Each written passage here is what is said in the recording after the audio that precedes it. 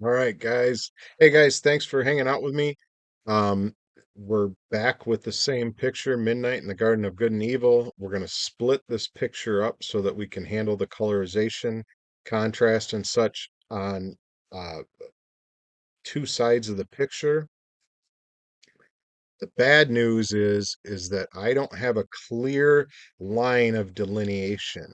Whereas on the other one that I did, where I split it into two layers, the Demon Mage, I had a clear line along the mountains and along the patio area where I could demark where to do this. So this is going to be a little bit of a challenge.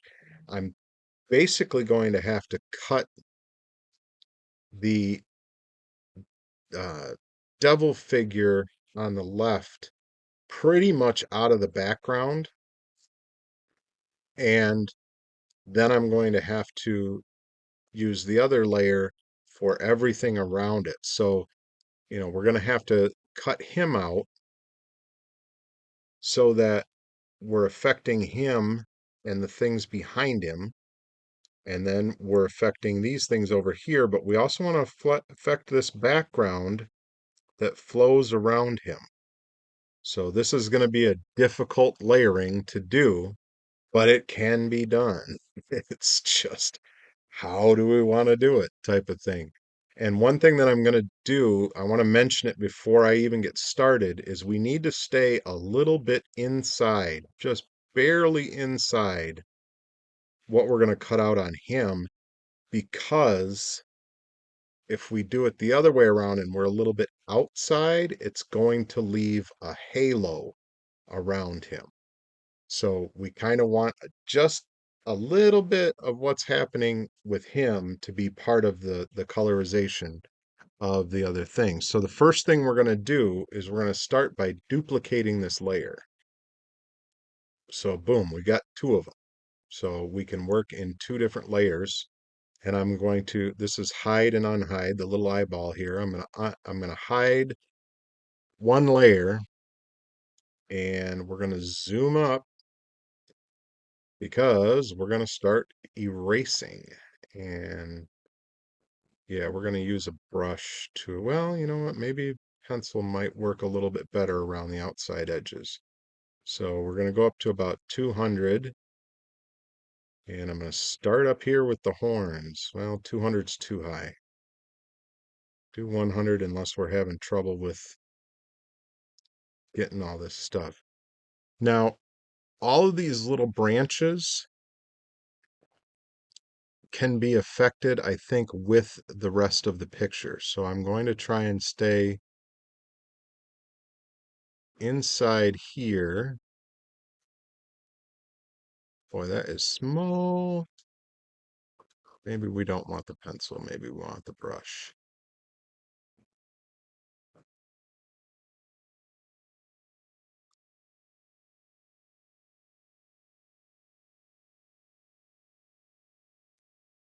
Yeah, this is going to be really difficult to see. As a matter of fact, I'm going to go an extra step here, and I am going to stick a solid color layer.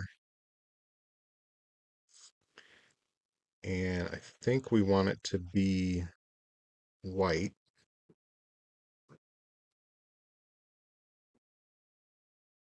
And I'm going to put this in between the two. Let's see if I can see this erasing a little bit better. Oops. Got to be on the right layer.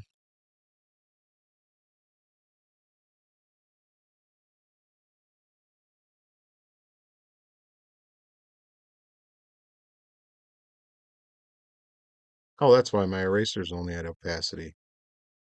Yeah, there's an opacity on the eraser as well. So now we're going to get nice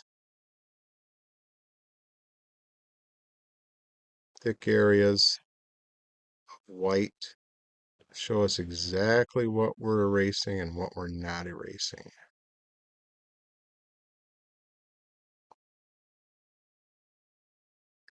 Like I said, I just want to kind of keep an edge on here so that I don't end up with a halo.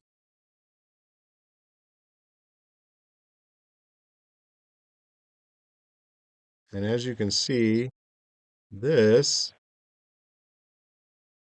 I prefer the other way of doing things because if you can affect the whole photo, you don't have to go through all of this.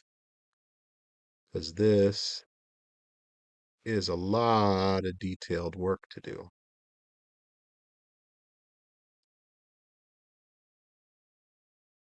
And if we can keep it moving decently, mouse, play along, we can actually affect this fairly quickly.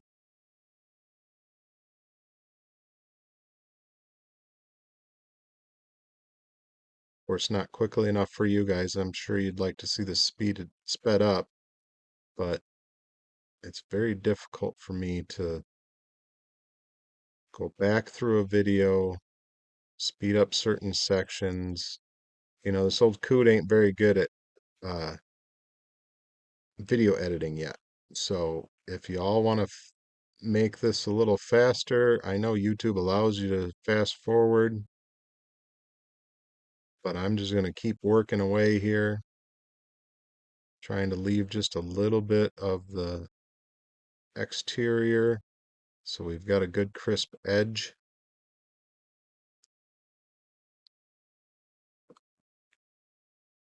And as I go down, I said you don't want to leave much, but a little bit of an edge prevents you from getting a halo when all's said and done.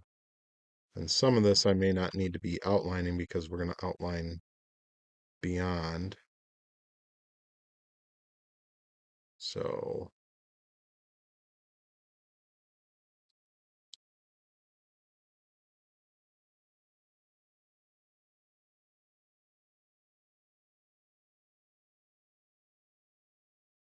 I'm actually going to take around the flowers because the flowers can be affected by the other layer, I think.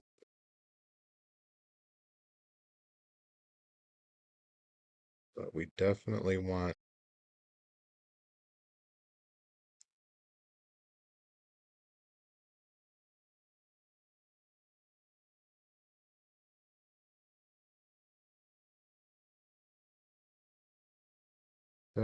all of him.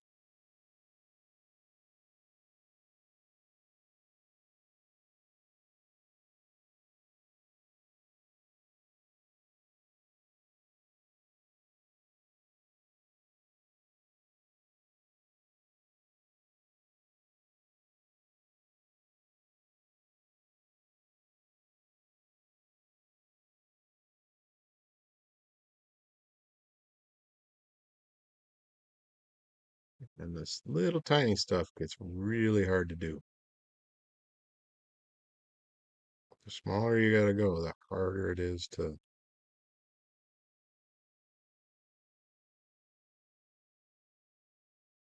get all of it worked out.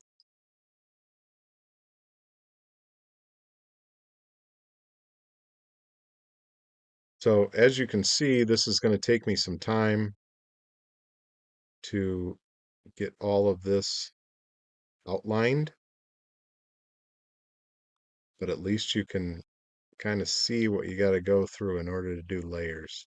It's way easier on a photo that has clearly delineated mountain range or something that you can affect.